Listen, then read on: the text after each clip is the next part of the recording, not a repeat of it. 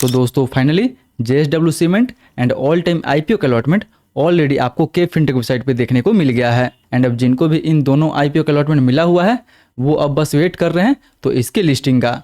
इसलिए आज के इस वीडियो में हम लोग बात करेंगे इन दोनों IPO की लिस्टिंग डे स्ट्रेटजी के बारे में कि इन दोनों IPO में आपको लिस्टिंग डे के दिन कैसी स्ट्रेटजी बनानी चाहिए ताकि इन दोनों IPO में आपको मैक्सिमम प्रॉफिट हो सके।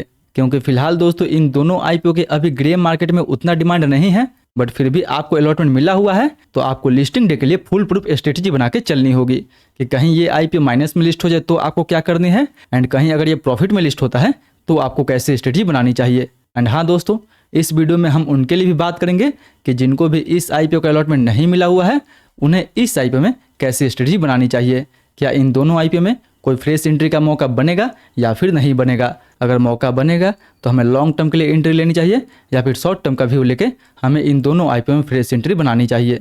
तो आप लोग दोस्तों बस इस वीडियो के अंत तक बने रहें ताकि लिस्टिंग डे के दिन इन दोनों IPO में आपको कैसी स्ट्रेटजी बनानी चाहिए उसका एक बेटर व्यू मिल सके।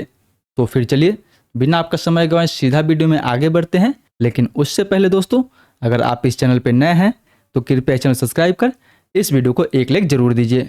तो चलिए अब सीधा आगे बढ़ते हैं और सबसे पहले एक बार ओवरव्यू ले लेते हैं इन दोनों कंपनी के बिजनेस के बारे में कि आखिर ये दोनों कंपनी काम क्या करती है, इनका मेन रेवेन्यू सोर्स क्या है।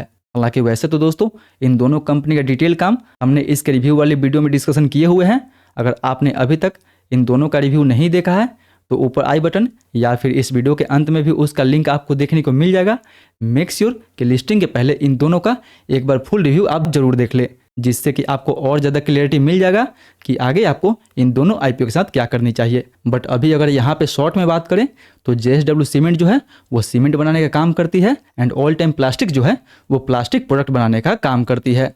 जी हाँ दोस्तों, आपके किचन में, बाथरूम में या फिर पूरे घर में जो भी प्लास्टिक्स वेयर यूज होता है ये ऑल टाइम प्लास्टिक्स कंपनी उन्हीं प्लास्टिक्स वेयर को बनाने का काम करती है। इसलिए फिलहाल इन दोनों का फ्यूचर ग्रोथ देखा जाए तो JSW का जो फ्यूचर ग्रोथ है वो दोस्तों काफ़ी अच्छा नज़र आ रहा है। हालांकि ऑल टाइम्स का भी फ्यूचर ग्रोथ काफ़ी अच्छा है, बट JSW एक मजबूत ग्रुप है जिसका हाल ही में अभी एक और IPO आया हुआ था जो था JSW इंफ्रा।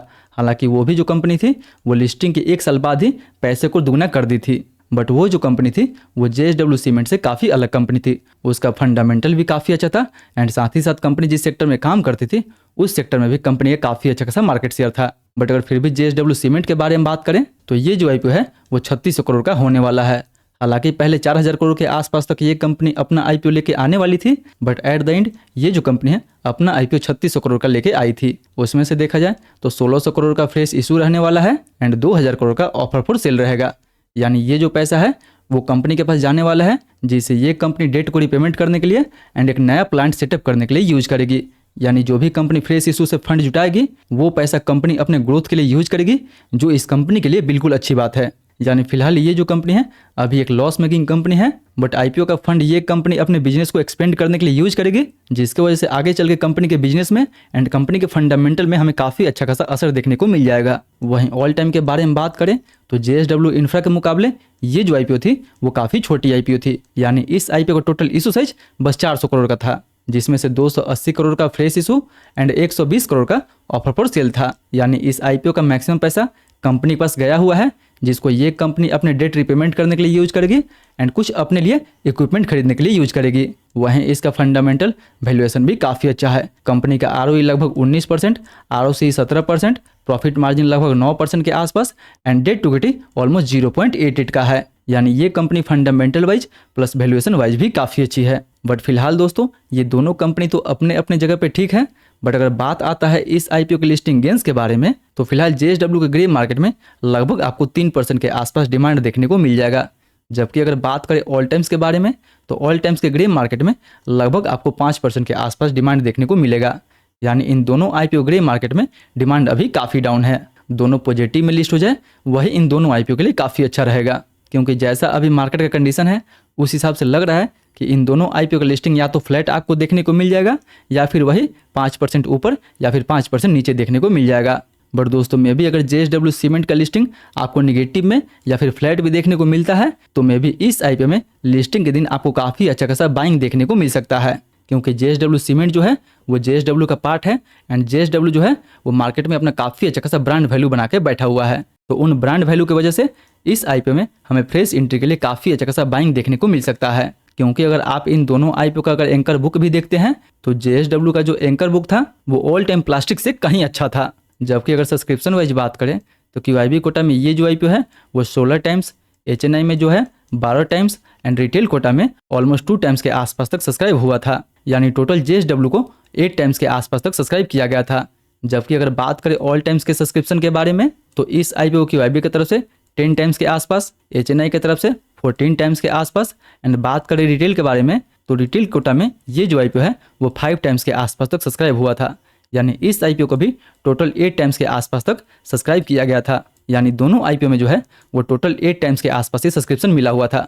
बट अगर आप दोनों का इशू साइज देखते हैं तो दोनों का इशू साइज में आपको जमीन आसमान का अंतर देखने को मिल जाएगा। क्योंकि जेएसडब्ल्यू का जो आईपीओ है वो ऑल टाइम से 9 टाइम्स बड़ा आईपीओ है एंड फिर भी देखा जाए तो इसका आईपीओ 8 टाइम्स के आसपास तक सब्सक्राइब हुआ है, जो कि ऑल टाइम से कहीं ज़्यादा है। इसलिए उम्मीद है कि अगर इसका लिस्टिंग 3% फ्लैट या फिर माइनस में भी लिस्ट होता है तो इसमें हमें काफ़ी अच्छा खासा नीचे के लेवल से बाइंग भी देखने को मिल सकता है। बट याद रखें दोस्तों कि अगर मार्केट अच्छा होगा तो लिस्टिंग भी अच्छा होगा, अगर मार्केट खराब होगा तो लिस्टिंग भी इसका वैसे ही हमें देखने को मिलेगा। जैसा मार्केट का मूड माहौल होगा लिस्टिंग भी इसका उसी हिसाब से हमें देखने को मिल जाएगा। इसलिए जिनको भी इन दोनों आईपीओ में अलॉटमेंट मिला हुआ है तो अगर ये दोनों आईपीओ पॉजिटिव में लिस्ट होता है, यानी अगर 5% के प्लस में लिस्ट होता है तो या तो वो अपना प्रॉफिट बुक कर सकते हैं या फिर 5% का स्टॉप लॉस लगा के ही वो इस आईपीओ को होल्ड कर सकते हैं। क्योंकि अगर 5% के आसपास ये दोनों आईपीओ खुलता है तो ज़्यादा चांस है कि इन दोनों आईपीओ में काफ़ी अच्छा खासा बाइंग भी देखने को मिल सकती है। इसलिए फ्लैट या फिर 5% के आसपास ओपन होता है तो इसमें आपको 5% का एसएल भी लगा के रखनी चाहिए। बट वहीं अगर इन दोनों आईपीओ में से कोई भी आईपीओ माइनस में लिस्ट होता है तो आपको लिस्टिंग डे के एंड तक वेट करनी चाहिए।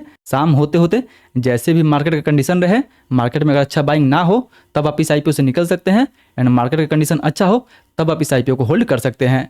बट याद रखें कि ज़्यादा अगर माइनस में लिस्ट होता है, यानी 10% के नीचे अगर लिस्ट होता है तब आपको इन आईपीओ को होल्ड करनी चाहिए। क्योंकि फिलहाल अगर 10% के नीचे लिस्ट होता है तो मे भी आगे चल के अच्छा खासा बाइंग भी आ सकता है एंड वापस ये अपने आईपीओ प्राइस पे आ सकता है। बट फिलहाल अगर देखा जाए तो जैसा अभी मार्केट का कंडीशन है उस हिसाब से लग रहा है कि इन दोनों आईपीओ का लिस्टिंग हमें पॉजिटिव में ही देखने को मिलेगा। वहीं बात करें इन दोनों आईपीओ के फ्रेश एंट्री के बारे में कि क्या इन दोनों आईपीओ में फ्रेश एंट्री बन सकता है या फिर नहीं बन सकता है, तो दोस्तों मैं पहले बता दूं कि ये दोनों जो आईपीओ है वो बी सीरीज का हिस्सा है। इसलिए इस आईपीओ में आप सेम डे बाई कर सकते हैं एंड सेम डे सेल भी कर सकते हैं। इसलिए आप चाहें तो इस आईपीओ में फ्रेश एंट्री भी बना सकते हैं। जैसा ओवरऑल मार्केट का सिचुएशंस हो उस सिचुएशंस को देखते हुए, मार्केट के मूड माहौल को देखते हुए, प्री आईपीओ में इसके डिमांड एंड वॉल्यूम को देखते हुए आप इस आईपीओ में फ्रेश एंट्री बना सकते हैं। क्योंकि फिलहाल अभी जितना सारा आईपीओ लिस्ट हुआ है उन सभी आईपीओ में हमें लिस्टिंग के बाद काफ़ी अच्छा खासा मोमेंटम देखने को मिला हुआ है। सो आई होप कि वो जो मोमेंटम है आगे और कंटिन्यू रहेगा एंड इन दोनों आईपीओ में हमें काफ़ी अच्छा खासा फ्रेश एंट्री भी देखने को मिल सकता है। इसलिए अगर आपको फ्रेश एंट्री लेना है तो लिस्टिंग डे के दिन इसके प्राइस एंड वॉल्यूम को एनालिसिस करते हुए जैसा डिमांड हो उस हिसाब से आपको फ्रेश एंट्री बनानी चाहिए।